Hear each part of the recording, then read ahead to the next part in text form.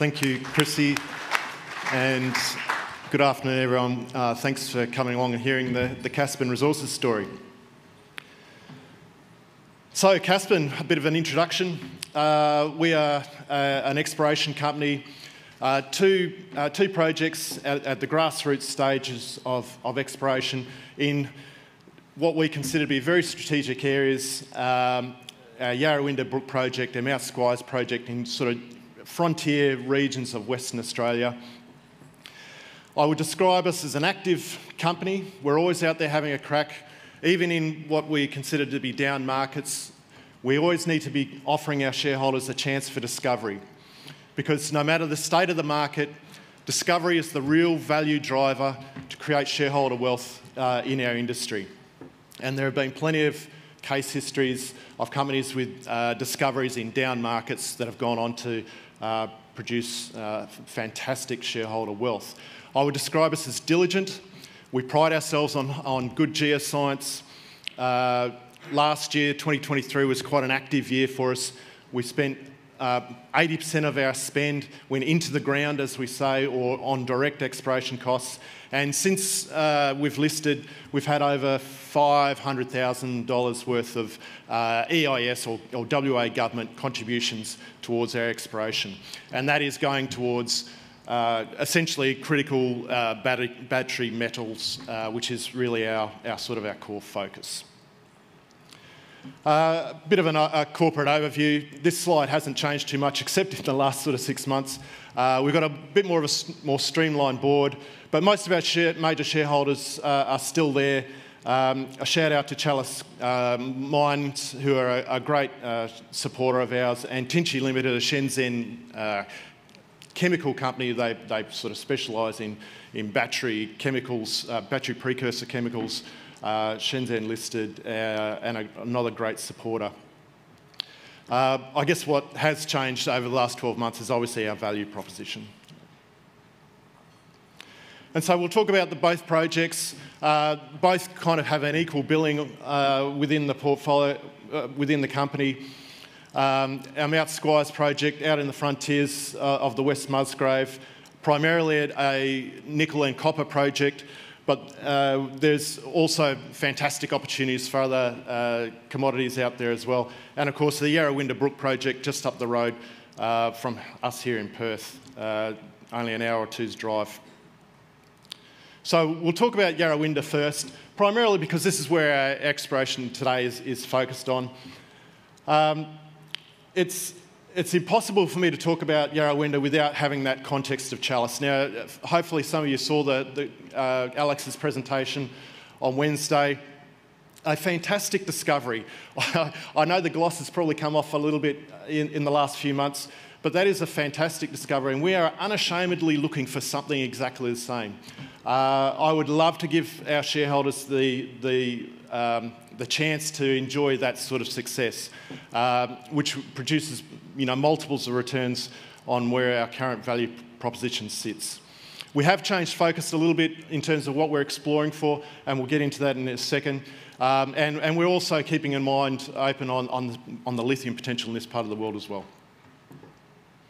So that new target is really our Braska prospect, and it is essentially a lookalike target on the Gonneville deposit. The 2023 was really focused on the Yarrabrook Hill and Serradella prospects, sort of in the central part of the project area. And the reality with being a small company is you can't do everything all at once, and we put all our effort into that prospect. And some of the more obvious or other potential prospective areas were put onto to the back burner. One of those was Braska. Our geological team have done a great job in working up this target. It's very much the same geological setting as Gonneville, but bearing in mind that it's a mirror image, if you like, or a reflection of the Gonneville setting. But essentially, the Braska has this nice intrusive geology architectural structure, in roughly the same sort of position as where Gonneville sits. And as you can see on the right-hand side, it is the same stratigraphic belt of mafic and ultramafic rocks that stretches up 40 kilometres away from Gonneville.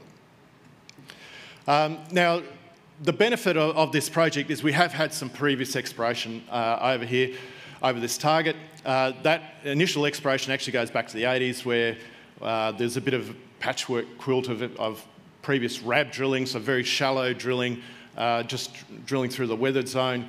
That did provide some indications of mineralised systems, both PGEs, nickel and copper. Our team has been out on the ground and mapped, done soil sampling, field reconnaissance, and confirmed that those mafic and ultramafic rocks that we want are actually on the ground. Back in 2020, we flew this area with airborne EM, which is a great first pass tool for doing a quick reconnaissance of an area for a conductor. But unfortunately, the penetration of those airborne EM systems is quite shallow. Probably only, in this part of the world, probably only about 100 metres. Nevertheless, that did develop a number of conductors, and more recently we've reprocessed that, pushed the data harder, and generated another 11 conductors that warrant further investigation. And that's really been the motivation for getting on the ground today, as we speak, and doing a ground EM survey, moving loop survey using high-powered squid technology to see if we can penetrate that further. And what we're really looking for is massive sulphide. The key to Yarawindah Brook, and in fact the key to the region, if you remember, Alex spoke about high grading the Gonaville resource, but high grade being the key. And so we are looking for higher grade mineralisation, which generally speaking means you're looking for massive sulphide, and EM techniques, electromagnetic techniques, are the tool to use to go and find those type of ore bodies. The guys have been out there. There's a photo of the crew, Gem Geophysics, shout out to them, doing work on the ground, looking for those sort of conductors right now, and that program will run for another week or so. Now, it's not just, there's a suite of different prospects still in the project area. As I said, most of our work last year focused on Yarawindah and, Yarrabrook Hill and Serradella. I guess that exploration was pointing us further down dip. Now, I'll concede it's not really the market to go drilling deep holes. So our exploration strategies has switched more to looking for near-surface opportunities. And there are still near-surface opportunities at Serradella. There are some EM conductors close to surface where mineralisation is along strike. We got some fantastic grades at Serradella last year and a sort of a relatively narrow, high grade lode, reasonably low, shallow, but still open. And so that remains an interesting target for us when the time is right. But we've also done soil geochemistry beyond that, and we're developing another interesting target at the Balansa prospect further to the north as well. So many targets still to be explored here at Yarawindah.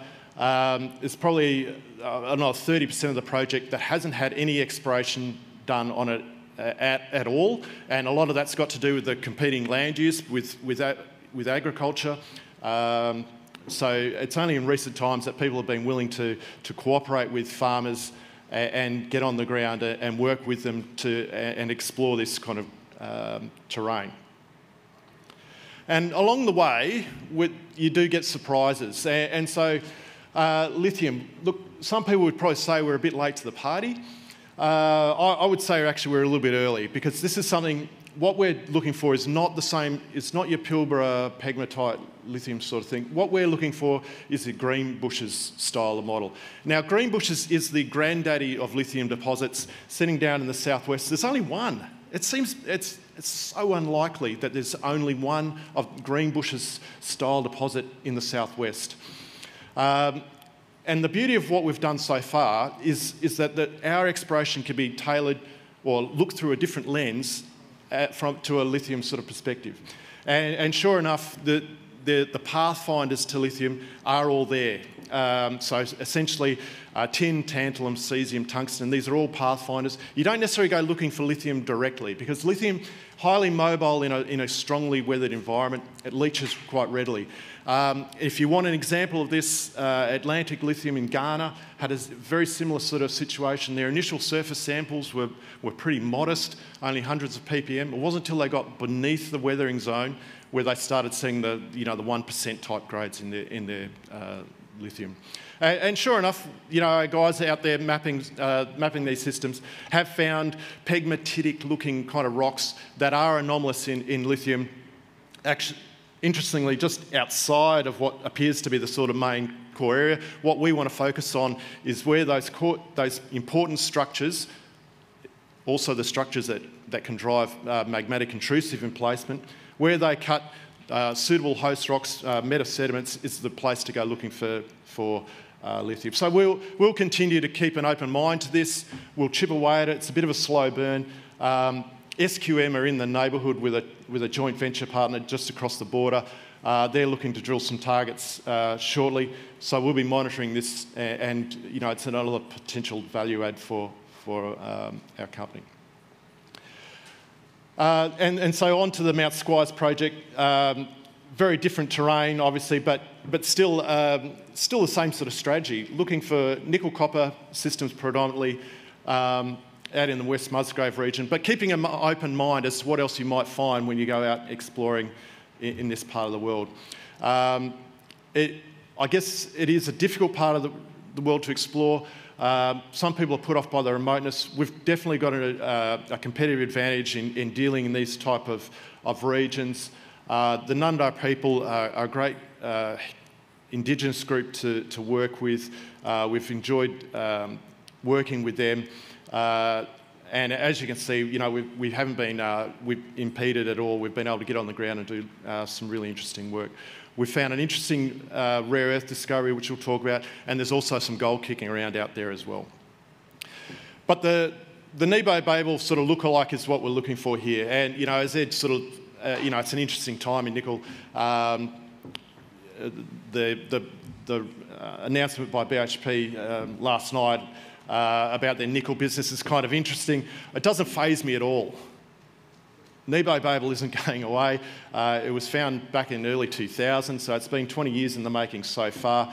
I think when that mine is built, it'll actually be right down the low end of the cost curve. So I think it'll kind of survive these sort of nickel downturns.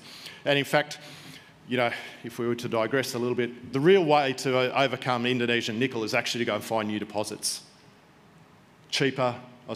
Near surface, where you're not looking for nickel at 1,500, 1,800 metres below surface, and then extracting that with new modern technologies. So exploring out the frontiers for nickel and, admittedly polymetallic systems, copper and PGEs is really the way to go. And so we're out there, we're doing that work. Along the way, we have happened to come across an interesting rare earth discovery. They were called Duchess. We kind of jagged it a little bit. But what's really interesting is it's the only style of this mineralisation in Australia. We call it a hydrothermal volcanic system. So it's structurally controlled, massive hydrothermal system that is upgrading an already elevated rare earth rhyolite rock, a felsic rock, and then concentrating it into these narrow veins. Now that's open in every direction. And importantly, it's got heavy rare earths, and that's the important part in the rare earth story. Everybody's got NdPr, not everybody's got dysprosium and terbium, and that's where the real value is. It's much more valuable than the NdPr. So we're investigating, we're doing some early stage site metallurgical work. We would look to do either a chemical or a mineral concentrate, and that work is ongoing, but it will be all about, can you recover the heavy rare earths? That's the point of difference. So Mount Squires is more of a wintertime kind of program for us. Yarawindah at the moment, but then we'll pivot into Mount Squires and continue that search for the next Nebo-Babel. Fantastic polymetallic systems. Keep an eye on the rare earths.